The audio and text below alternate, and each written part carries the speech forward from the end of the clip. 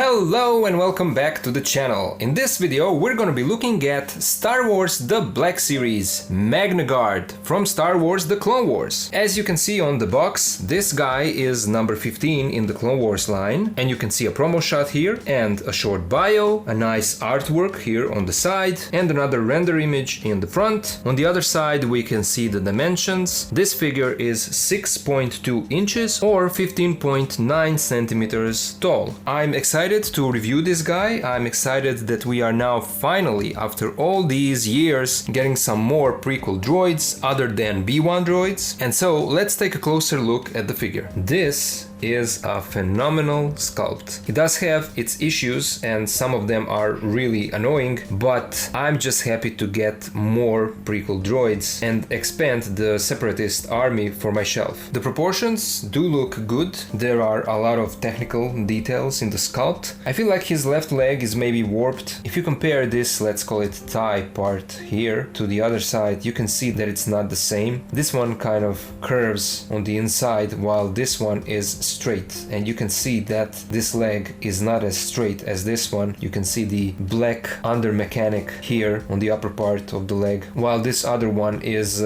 covered with the armor. That's something that a little bit of blow dryer can fix. I'm not bothered that much, but I'm really liking the way that the whole figure looks. It can maybe be annoying because the cape, it kind of doesn't look right here where it bunches up on the shoulder. I still love when they use soft goods for the capes in this line. It helps with posing, doesn't hinder the articulation, and gives you much more options for your display, so I'm always down for that. Now let's take a closer look at the figure and at the details. The head sculpt looks really nice. I love the redness of the eyes, they are striking, and here at the top of the head we can see these sculpted lines and then these wrappings that go all around the head, and from what I saw, that can be removed. Same goes for the cape, and the cape has some nice printings on it. As you can see, these arrows, they do look really good, and the color of the cape is not clean white. It's kind of like a yellow white, brownish yellow white, something like that. It does look really good. This is something that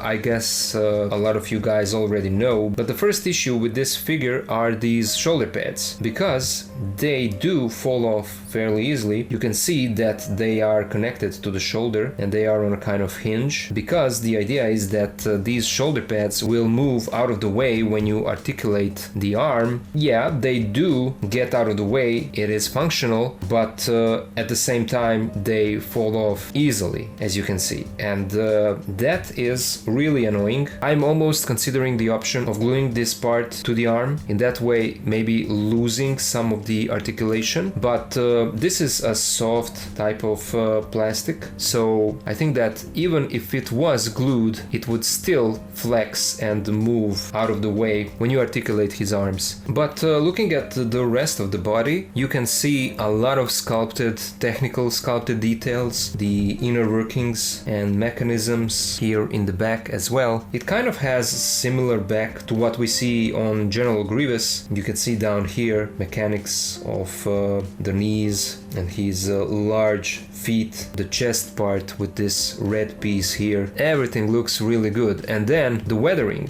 I mean, for some reason Hasbro decided to really give us a lot of weathering on this figure, and I mean, look at this. Not only in the front but on the back of the figure as well. Maybe not up here, but on the arms and especially on the legs, you can see that they really did a fantastic job. And this is something that we usually don't see as often as we did before. It's great to be reminded from time to time that Hasbro can give us weathering on the figures like this and release it as a standard release instead of it being a deluxe. So in terms of design and the looks, I really love what Hasbro did with this figure. Let's now take a look at his accessories. He comes with two versions of a staff, and it's a simple matte piece of gray plastic. It does have some sculpting on it, as you can see, but there is no weathering on it. It looks really dull, but at least we have a spear that now we can maybe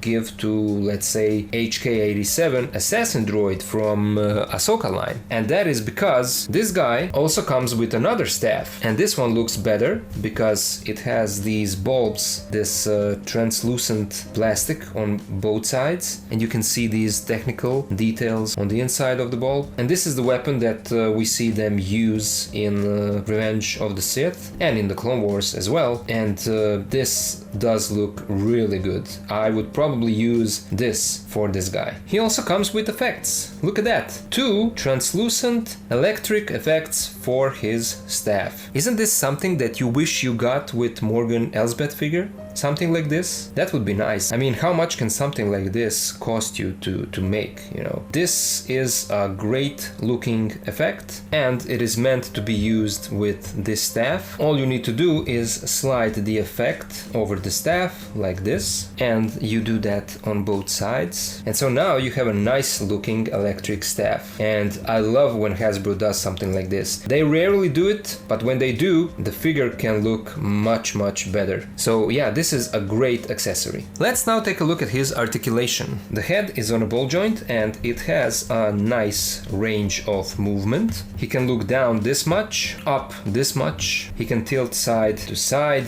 rotate 360. We don't have a true butterfly joint, but the way that the arm is sculpted, this hinge has a long neck pegged on the inside of the torso, and that is why you get a nice range up and down and forward and backwards. So it does work like a butterfly joint, maybe even better, but it's not a true butterfly joint. And I removed the shoulder piece so that you can see this better. As I said, the shoulder armor is on a hinge, so it moves out of the way when you articulate the arm. There is no bicep swivel, but there is a swivel in the elbow, and it's a single bend that gives us this much. The lower part of the arm swivels as well, and then the hand swivels. And because of that, the hinge gives you either in and out or up and down, depending on how you turn the hand on that hinge. There is a cut in the upper part of the torso, so that gives you all the movement. He can rotate side to side, there is a little bit of tilt. He crunches forward just a little bit and a little bit to the back. This is another issue for me because the legs move out this much. They could have maybe engineered some other type of joint here for the hips, but they didn't, so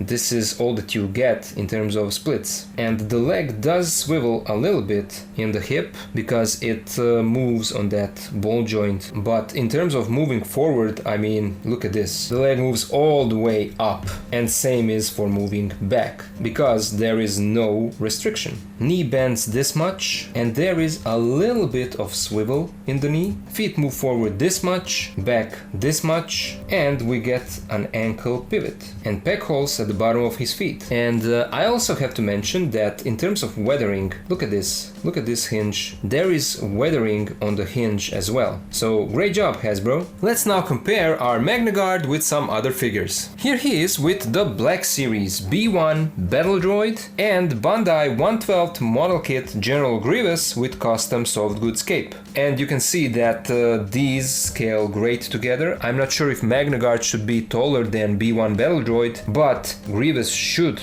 tower over them both, should be as big as he is and not as small as they made him in the Black Series line. So for me, all these years later, this is still the best General Grievous in the 6-inch scale. And it would be great if someday Bandai decides to make this guy in the SH Figure Arts line and give him the same height, the same proportions. That would be amazing. Here he is with the Black Series Count Dooku and Jango Fett. Here he is with the Black Series Commander Apple and the Black Series Phase 2 Clone Trooper. Here he is with the Black Series Captain Rex and the Black Series Phase 2 Clone Trooper bootleg from AliExpress. Here he is with the Black Series Clone Wars versions of Anakin Skywalker and Obi-Wan Kenobi. And here he is with the Black Series Ahsoka Tano Season 7 of the Clone Wars version and the new Black Series Padawan Ahsoka Tano. So all in all, at the end, I would have to say that this is a good but a challenging release. This guy can be frustrating for posing because his shoulder pads are falling off constantly, and that will probably annoy you. It annoyed the hell out of me when I was posing this guy for his posing video. Stay tuned for that, by the way. But I mean, when you look at him like this, he looks amazing. The range of articulation is great, other than probably torso, but for the most part the hips. Those hips are not good. I would love for this guy to have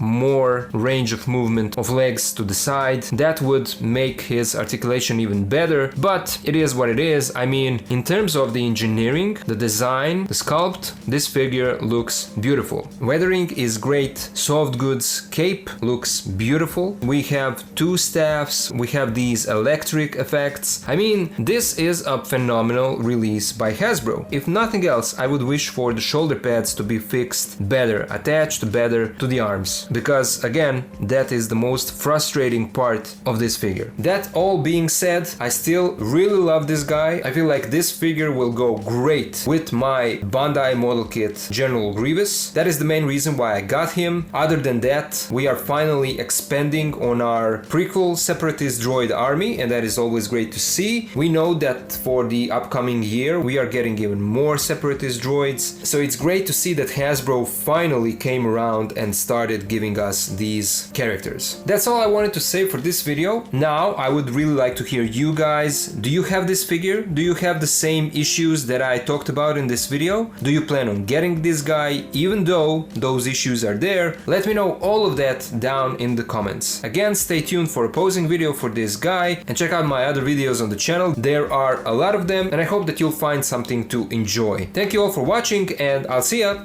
in the next video.